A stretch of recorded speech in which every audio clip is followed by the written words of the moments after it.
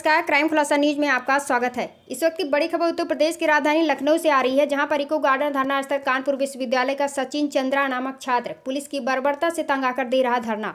पीड़ित सचिन चंद्रा द्वारा बताया गया है कि पुलिस बल द्वारा बगैर कारण ही उसे मारा पीटा गया, यहाँ तक कि उसे मुंह में पिस्टल तक डाल दी गई। लेकिन जब तक उसके द्वारा दिए गए प्रार्थना पत्र की जांच कर रिपोर्ट नहीं दर्ज की गई है, बल्कि दोषी दरोगा की पत्नी की तरफ से प्रार्थना पत्र लेकर उसके विरुद्ध एक फर्जी रिपोर्ट दर्ज कर दी गई है। मैं एक छात्र हूं और यह मुकदमा की पैरवी करूं। अंत में उक्त छात्र ने सारे मामले की उच्च स्तरीय जांच करवाते हुए अपने पति के बचाव में मेरे विरुद्ध फर्जी मुकदमा लिखवाने वाली दरोगा की पत्नी का नार्को टेस्ट कराए जाने एवं उससे संबंधित दोषियों के विरुद्ध मुकदमा पंजीकृत करवाकर उन्हें दंडित किए जाने की मांग करते हुए कहा है कि यदि उसे न्याय नहीं मिला तो वो घर वापस नहीं जाएगा, बल्कि यही आत्महत्या कर लूँगा। देखिए क्राइम खुलासा न्यूज के संपादक जितेंद्र तिवारी की खास रिपोर्ट। नमस्कार दोस्तों, क्राइम खुलासा न्यूज का मैं जितेंद्र तिवारी। दोस्तों आपको बताऊं, मैं आज उत्तर प्रदेश में की राजधानी लखनऊ में ये जो इको गार्डन जो है ये धरना स्थल बनाया गया है। यहाँ पर देखिए ये एक छात्र है, ये कानपुर विश्वविद्यालय का छात्र है। ये न्याय मांग रहा है, अनिश्चितकालीन धरना प्रदर्शन कर रहा है। अब ये देखिए इसके द्वारा जो मुझे बताया गया है, इनके द्वारा बताया कि पुलिस द्वारा मेरे मुंह में पिस्टल डाली गई। आखिर हमें जानना चाहेंगे कि ये बाबा योगी जी का पुलिस को कोई डर नहीं है। जहां योगी जी या प्रदेश सरकार छात्र छात्राओं की बात करते हैं, वही यूपी पुलिस छात्र के मुंह में पिस्टल डाल रही है। और इस मामले को लेकर के ये छात्र धरने पर बैठा, इसको न्याय नहीं मिल रही है। चलिए हम सारे मामले को इसी छात्र से पूछेंगे कि आखिर क्या है पूरा मामला। दोस्तों, ये उत्तर प्रदेश की पुलिस की करतूत दिल दहला देने वाली घटना है, इसलिए चल करके मैं इसी छात्र से बात करता हूं। जी भैया नमस्कार, मेरे कैमरे में देखो, अपना शुभ नाम बताओ एक बार। मेरा नाम सचिन चंद्रा है। बताइए आपका क्या पूरा मामला है। 26 अक्टूबर की रात में मैं अपने ऑफिस से लौटा। मैं क्योंकि कानपुर विश्वविद्यालय में वॉक का सेकंड ईयर का छात्र हूँ। मैं हाफ टाइम कॉलेज जाता और हाफ टाइम पार्ट टाइम काम भी करता हूँ। तो मैं 9 बजे उस दिन अपने ऑफिस से निकला, खाना खा पी के 10:30 बज गए थे घर आते। और 2 मेरे मित्र उस दिन दिल्ली यूनिवर्सिटी के 2 छात्र थे, वो के मेरे रूम पे आए हुए थे। तो मैंने अपने मकान मालिक को फोन करा, मकान मालिक ने कॉल नहीं उठाया। इस वजह से मैं अपने रूम में ले आया, क्योंकि रात बहुत हो गई थी, उन्हें सुबह अपने घर निकलना था। पर जैसे ही मैं उन्हें रूम में लाया, उसके 15-20 मिनट बाद मैं ये प्रकरण देखता हूँ कि एकदम से मेरा गेट खटखटाया जाता है। कितने बज रहे थे जब ये गेट खटखटाया गया? अब एग्जैक्ट टाइम नहीं पता, पर 11 के बाद की बात है। अच्छा। 11 से 11:15 के बीच का ये मामला हो सकता है। तो गेट खटखटाया गया। जब गेट खोला गया तो मैंने देखा कि वहाँ 9-10 पुलिस खड़ी है, मतलब कि 3-4 लोग वर्दी में थे, कुछ लोग बिना वर्दी में भी थे। तो ये गेट खोला मेरे रूममेट ने, और जैसे ही रूममेट ने गेट खोला, उसे मारना पुलिस वालों ने शुरू कर दिया। पुलिस वालों ने एकदम से अंदर की तरफ देखा तो उन्होंने देखा 3 लोग हैं। तो उन लोगों ने एकदम से मुझसे पूछा ये दोनों कौन है। तो मैंने कहा मेरे दूर के मेरे दोस्त हैं, जो कि मेरे रूम पे रुकने आए हैं। तो उन लोग मेरे दोस्तों ने कहा कि तुम लोग यहाँ से चले जाओ, वरना तुम्हें भी फर्जी मुकदमे में फंसा देंगे। तो एकदम से उन लोगों को हटा दिया गया। फिर एकदम से सब लोग मेरे कमरे में आ गए। जो मेरा रूममेट कुणाल, जिसकी आप फोटो देख पा रहे हैं इस बैनर में, वो और मुझे एक तरीके से मारा जा रहा था। फिर मैंने उनसे पूछा, सर आप ये बताएं कि मुझे मार क्यों रहे हैं। तो उनका ये कहना था कि मुझे कानून ना सिखाओ, तो मेरी कुंडी खटखटा रहे थे। तो हमने कहा सर मैंने कुंडी नहीं खटखटाई है, जो कि मैं हालांकि देख पा रहा था जो 3-4 लोग 5 लोग उसमें करीब थे, उसमें नशे में बहुत थे, जो कि मैं पुलिस वाले नशे में थे। कुछ लोग वर्दी में भी थे, वो भी मतलब जो आ रहा मार रहा। फिर मतलब 10-15 मिनट जब इन लोगों ने मार लिया, फिर उसके बाद एकदम से हमसे पूछा तुम्हारा नाम क्या है। तो मैंने बताया मेरा नाम सचिन चंद्रा है। तो पुलिस की एक आदत होती है पूरा जानने का। तो उन्होंने पूछा चंद्रा कौन होते, तो एकदम से उन्होंने बोला, मैंने बोला चंद्रा कोरी होते हैं। तो उन्होंने कहा कोरी कौन, मैंने कहा SC होते हैं। इसके बाद मकान मालिक से उन्होंने बोला कि SC वाले हैं आपने, मतलब इस तरीके की उनने द्वेष की भावना की तहत बात की। तो फिर उसके बाद मकान मालिक ने बोला कि इनके तो खून में ये होता है, हमें तो शक था पहले से ये वो है ही ऐसे। तो मतलब फिर इसके बाद इन लोगों ने हमें फिर मारा। कुणाल से भी उसका नाम पूछा, फिर इन लोगों ने कम से कम आधा घंटे तक मारा। फिर जब इन जो बगल वाले जो हमारे भैया, हमें पता नहीं था वो पुलिस में है, फिर एकदम से उन्होंने अपना फोन खोला। उन्होंने बोला अब तुम कबूल करो कि तुमने कुंडी खटखटाई है। हमने कहा भैया मैंने नहीं खटखटाई है। फिर पता नहीं क्या हुआ, उन लोगों को क्या मुझ पे दया आ गई। अब उन लोग किसी ने कहा कि अब इन्हें बहुत मार लिया, मैंने सोने दो। और मकान मालिक को हड़काते हुए, मतलब मकान मालिक से इनने कहा कि अब इनसे तुम कल रूम खाली करा देना। तो इतने में कुणाल से कहा कि जाओ अंदर तुम रूम के और तुम सो जाओ। अब हमसे बोला सो जाओ, तो मैंने कहा मैं सोऊंगा नहीं सर, मैं अभी इसी वक्त रूम खाली कर रहा, आपने मुझे मार लिया है, या तो मुझे कहीं जाने दें। तो एकदम से पीछे से आवाज आई, ये लड़का पागल हो गया, अपन ने ये कुछ करा ना दे इस तरीके का। तो एक ने बोला जा कपड़े पहन, क्योंकि मैं उस समय पे अपने रूम में था, तो मैं चड्डी बनियान में जो कंफर्टेबल था मैं उसमें था। तो एकदम से मैंने अपना कपड़ा पहना, फिर मुझको मेरी कॉलर पकड़ी गई, मैं नीचे आया। मैं नीचे देखता हूँ एक 100 नंबर की जीप खड़ी हुई है, जो कमिश्नरेट कानपुर के द्वारा एक SI को मिलती है, जो मैं देख पाया उस दिन, क्योंकि जो जीप और 100 नंबर में अंतर होता। तो जीप थी, मुझे जीप में बिठाला गया। तो जीप में बिठाने के बाद मुझे 15 से 20 मिनट समझाया गया कि बड़े भाई से गलती हो गई, अब अगर जो भी हुआ उसे भूल चूक माफ कर दो। अगर वो चलो आज अगर गुस्से में किसी और की गलती थी, तुम लोगों से भी कुछ हो जाता है, हम लोग भी उस चीज को दबा लेते हैं। तो हमने कहा सर मैंने कुछ किया ही नहीं था। तो उन्होंने कहा नहीं किया था, वो हमें नहीं सिखाओ। अगर तुमने अगर कुछ भी आगे तहरीर दी तो हम तुम्हारे खिलाफ फर्जी मुकदमा लिखा देंगे, तुम्हें गांजे में फंसा सकते हो, तुम्हें चरस में फंसा सकते, तुम्हें छेड़छाड़ लड़कीबाजी में फंसा सकते। तो अब हम इस चीज को मद्देनजर रखते हुए हम अपने रूम में आ गए। उस समय पे हमारी मम्मी का भी फोन आया था जब ये हमें मार रहे थे, क्योंकि 11 बजे अब हम रूम पहुंचे तो हर किसी के माँ बाप फोन करते हैं बेटा तुम अपने कमरे पे आ गए कि नहीं। तो ये एक दरोगा था जिसने हमारे फोन इन लोगों ने छीन लिए थे कमरे में, क्योंकि ना हम वीडियो ना बना पाए। तो किसी दरोगा ने मेरे घर पे फोन करा, आपका लड़का दारू पी के गुरुदेव चौराहे पे पकड़ा गया है और हम उसकी जांच कर रहे हैं। मतलब ये उस वक्त हमें मार रहे हैं और ये इस वक्त हमारी माँ को भी फोन कर रहे हैं। तो अब हमारी माँ फिर फोन लगा रही है, फिर फोन लगा रही है। जब ये लोग जीप में हमें बैठा ले हैं, हमसे पूछ रहे हैं कि भैया से गलती हो गई माफ कर दो, तो उस दौरान हमारी माँ ने फिर फोन करा। तो हमारी माँ से इन लोगों ने जबरदस्ती कहलवाया कि अब तुम कहो कि मम्मी मैं घर आ चुका हूँ, अब मैंने खाना खा लिया है, अब मैं सो रहा हूँ। मैंने ये चीज बोली। उसके बाद मैं अपने रूम पे गया। मैंने रूम पे डर के 100 नंबर डायल की कि अगर मैं 100 नंबर बुलाता हूँ कहीं यही पुलिस वाले दोबारा ना आ जाए। 100 नंबर मुझे कमरे से लेके जाती है, कमरे से लेके मुझे थाने ले जाया गया। थाने ने मुझे एक मेडिकल पे पहुंचाया गया। थाना प्रभारी नवाबगंज दीनानाथ मिश्रा जी इस चीज की जांच के लिए घटना स्थल पहुंचे। जब वो घटना स्थल पहुंचे तो घटना स्थल पे उन्होंने देखा प्रशासन का मामला है, तो उनने किसी भी तरीके की जांच नहीं की। जहां मैं रहता था, जहां मुझे जीप खड़ी थी, वहां कम से कम 4 से 5 कैमरे लगे हुए हैं। तो थाना प्रभारी का पहले कर्तव्य होना चाहिए था कि वो उस कैमरे से रिकॉर्डिंग निकाले, जबकि थाना प्रभारी कह रहे हैं कि वहाँ कुछ कैमरे हैं। हमने उन्हें बताया कैमरे लगे हैं, हम चले गए मेडिकल कराने। उसके बाद थाना प्रभारी उस पूरी रात थाने नहीं आए। मेडिकल के बाद मुझे थाने लाया गया। थाने लाने के बाद मुझे पूरी रात वहाँ बिठाला गया। मुझसे कहा गया कि थाना प्रभारी अभी गश्त पर है, कि वो दौरे पे गए हैं, अब वो सुबह आएंगे।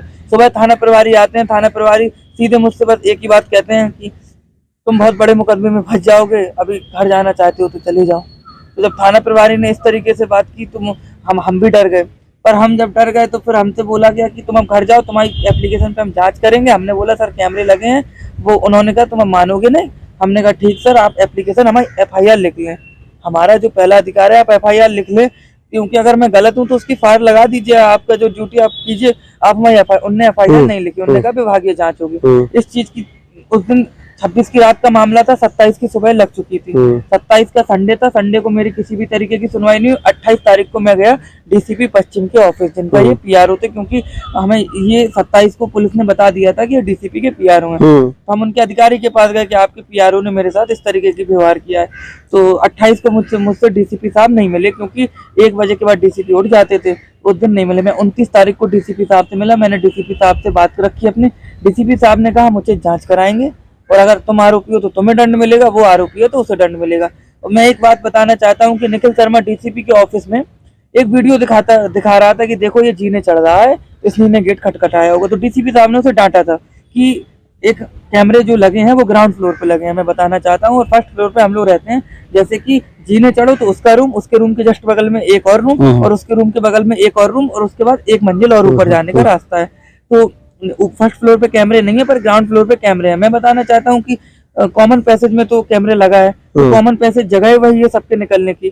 तो मैं अगर उस जगह से निकल रहा हूँ तो इसके आधार पर ये संदेह तो नहीं कर सकता कि मैंने वो कुंडी खटखटाई है। तो ये चीज DCP साहब ने ही बताया। तो DCP साहब ने बोला कि तुम्हारी उचित जांच की जाएगी। तो ये वीडियो उन्होंने दिखाया। अगर मैं कहता हूँ कि एक दरोगा जो अभी ड्यूटी पे नहीं था वो वीडियो निकलवा सकता है, क्या वो कथित थाने का थाना प्रभारी जो पंडित दीनानाथ मिश्रा जी उस रात गए थे, क्या वो रिकॉर्डिंग नहीं निकलवा सकते थे? तो मैं ये जांच प्रशासन से मांग कर रहा हूँ। मेरा उसके बाद मैंने कई दिन हो गए, मुझे आज तक कभी भी थाना से फोन नहीं आया। थाना प्रभारी अगर मेरी जांच कर रहे हैं तो उनको भी मुझे फोन करना चाहिए था। आप उनका फोन चेक करिए अगर उनने कभी भी मुझे फोन करा हो। मुझे फिर 5 नवंबर को कॉल आती है एसीपी कर्नलगंज से।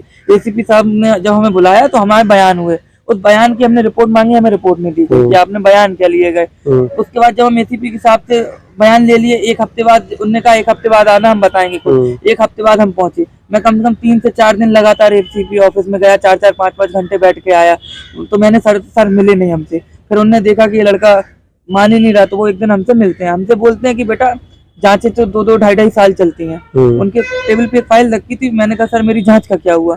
तो उनने 4:30 या 4 बज गए होंगे उस दिन। उन्होंने कहा बेटा ये फाइल रखी है सामने। हमने कहा जी सर। कह रहे ये तलाक की फाइल है। हमने कहा जी सर। कह रहे ये 2.5 साल से इसकी जांच चल रही है। तो हमने कहा तो जी सर। कह रहा तुम्हारे मैटर को तो अभी 1.5 ही महीना हुआ है। जब एक कथित शहर का एक मान्यवर व्यक्ति एसीपी साहब जब हमसे इस तरीके की बात करेंगे, तो आज हम छात्र, विश्वविद्यालय के छात्र, हमारा कौन है इस शहर में? हम तो बाहर से पढ़ने आए हैं, तो हम प्रशासन ही का भरोसा रखते हैं। जब हमसे प्रशासन ही इस तरीके की बात करने लगा कि तुम्हारी इस चीज की मेरे पास रिकॉर्डिंग है, मैंने उनकी कॉल रिकॉर्डिंग नहीं, ऑडियो रिकॉर्ड की थी, जब यहाँ पे जो एसीपी है तेज बहादुर थे, वो इस तरीके की बात हमसे कहते हैं। तो मैंने कहा सर मैं क्या कर सकता हूँ? तो उन्होंने कहा बेटा घर जाओ, पढ़ाई लिखाई करो, तुम्हें पढ़ना चाहिए, इन सब मामलों में कुछ नहीं रखा। तो अब मैं फिर भय में आ गया, फिर मैंने कुछ नहीं करा। फिर मैं ये मामला चलता रहा। फिर मैंने 7 तारीख को आपको मैंने एप्लीकेशन जो दिखाई है, मैं कमिश्नर कानपुर के पास लेके गया। कमिश्नर कानपुर ने कहा कि तुम्हारा डीसीपी ही चेंज कर देते हैं। उन्होंने डीसीपी पश्चिम की जगह इस केस को दे दिया डीसीपी सेंट्रल को, और इसमें एसीपी ही चेंज कर दिया गया। अब एसीपी कल्याणपुर ने आज तक मुझे कॉल नहीं करी। अभी उनकी कॉल आई थी मेरे पास 1 हफ्ते पहले, आपकी विभागीय जांच वो होनी है, बयान होने हैं। फिर मैंने जब मैं कानपुर पहुंचा, मैंने सर को फोन लगाया। उनके कोई पुलिस के व्यक्ति ने उस थाने के फोन करा था कि आपको सर मिलना चाहते हैं, तुम्हारे बयान होने हैं। फिर वो छुट्टी पे था, तो हमने कहा सर मैं कब आऊँ थाने? फिर आज तक मेरे पास फोन नहीं आया। मैं जब आज कितनी तारीख है सर? आज 5 तारीख है। 5 तारीख है। मैं 2 तारीख को यहाँ धरने पे बैठा, मुझे 3 तारीख को धरने पे बैठा। मैं 4 तारीख को थाने से फोन आता है कि आपके खिलाफ FIR लिख गई है। मेरे खिलाफ FIR लिख दी गई है 24 दिसंबर को। 24 दिसंबर को FIR लिखी, 25 दिसंबर से कोर्ट बंद होता है जी। तो अगर मैं कहीं से भी अगर जाना चाहूँ, मुझे इस तरीके से कानपुर में मतलब प्रताड़ित किया जा रहा है कि मैं कहीं जीऊं मरूं, किसी को उससे कुछ फर्क नहीं पड़ता है। बस आदमी चाहता है कि मैं सिर्फ उससे राजीनामा कर लूं। धरना कितनी तारीख से दे रहे हो? धरना मैं दे रहा हूँ आज से 2 दिन पहले, 3 तारीख से मैंने धरना 3 तारीख से धरना दे रहे हो? मैंने हजरतगंज चौराहे से शुरू करा था।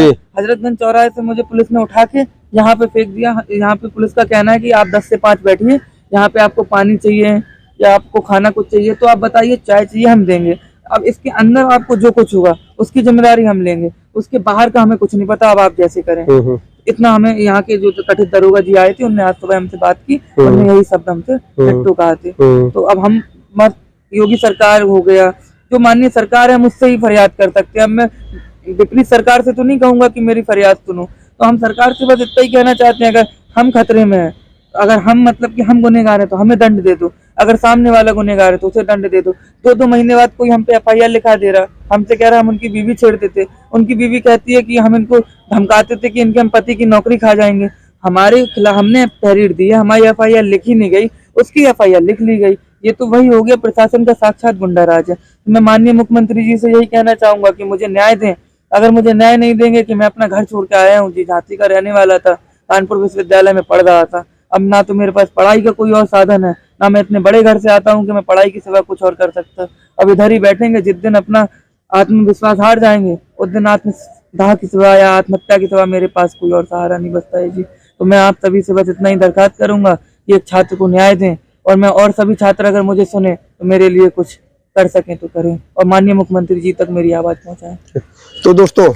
तो दोस्तों देखिए, ये जो छात्र है इसने अपनी सारी बात बताई। इसने यहाँ तक बताया कि पुलिस विभाग द्वारा मुझे प्रताड़ित किया गया है, और मैं धरने पर बैठा हूँ, मेरे खिलाफ फर्जी FIR भी लिखी जाती है, मुझे फोन किया जाता है कि FIR, जब ये छात्र प्रार्थना पत्र देता है FIR नहीं लिखी, लेकिन किसी अगले के द्वारा फर्जी प्रार्थना दिया गया FIR लिख जाती है। अब ये धरने पर बैठा है, इसने कहा है कि यदि मेरी बात नहीं सुनी गई और मैं समझ लूंगा कि मुझे न्याय नहीं मिलेगी तो मैं आत्महत्या कर लूंगा। अब हम योगी जिसे निवेदन करेंगे कि कृपया संज्ञान ले, सारे मामले को उच्च स्तरीय जांच कराएं। और ज्यादा तो अच्छा यही होगा जिसने इनके खिलाफ फर्जी तहरीर देकर के एफआईआर कराई है उसमें। हाँ, एक बात है, या तो घटना सही है, जिस पीड़िता ने भी इनके खिलाफ तहरीर दी है एफआईआर को सही है, अगर सही है तो इनके खिलाफ कार्यवाही होनी चाहिए, बगैर सुनवाई के फांसी दे दिया है। और अगर गलत है और फर्जी एफआईआर लिखवा दो उसके खिलाफ, इसके लिए क्या होना है, सबसे पहले उस पीड़िता को ला करके उसका नार्को टेस्ट करवा दे। उसका नार्को टेस्ट करवा दिया जाए तो सारे सच्चाई की कलई खुल जाएगी। इसलिए इस मामले में निवेदन करूंगा कि माननीय मुख्यमंत्री जी, एक छात्र धरने पर बैठा है, एफआईआर लिखी जाती है कि कृपया संज्ञान ले, उस पीड़िता को ला करके उसका नार्को टेस्ट करवाएं। और अगर उसके नार्को टेस्ट में रिपोर्ट सही आती है, दोषी पाया जाता है, तो बगैर सुनवाई के, बगैर न्यायालय के आदेश के इसको फांसी की सजा दे दी जाए। और अगर मामला गलत पाया जाए तो जिसके द्वारा फर्जी मुकदमा लिखाया आया था उसको तुरंत फांसी की सजा दी जाए, तभी ऐसा होगा। नहीं तो आए दिन लोग फर्जी मुकदमा लिखाते रहेंगे और न्यायालय में जो है एफआईआर हो और सुनवाई का पुलिंदा बनता रहेगा। इसलिए निवेदन है, कृपया संज्ञान ले, कार्रवाई कराएं। भाई साहब थोड़ा उठिए, तो आपसे बातें जानना चाहेंगे। मैं योगी जी से निवेदन करता हूं इसका नार्को टेस्ट कराया जाए। तुम्हारे खिलाफ जिस पीड़िता ने एफआईआर लिखवाया, कृपया आप सहमत हैं? जी सर। अगर उसमें अगर रिपोर्ट आई कि आप दोषी हैं तो बगैर सुनवाई के आपको सजा दी जाए, कोई आपको वो तो है नहीं, संवैधानिक दंड हमें मिलना चाहिए, वो मिलना चाहिए बगैर सुनवाई के। सुनवाई। अच्छा, और अगर मान लीजिए अगर वो दोषी है तो उस पर कार्रवाई होनी चाहिए। योगी जी से ये फरियाद है कि एक उचित जांच कराई जाए, कि उन्हीं लोगों से ना जांच कराई जाए जो विभाग के हो। नहीं, ये अगर उस पीड़िता का नार्को टेस्ट कराया जाए उससे तुम सहमत हो? जी सर, सहमत हो। उसमें जो रिपोर्ट आएगी वो माना जाएगा? आप मानोगे? जी, धन्यवाद।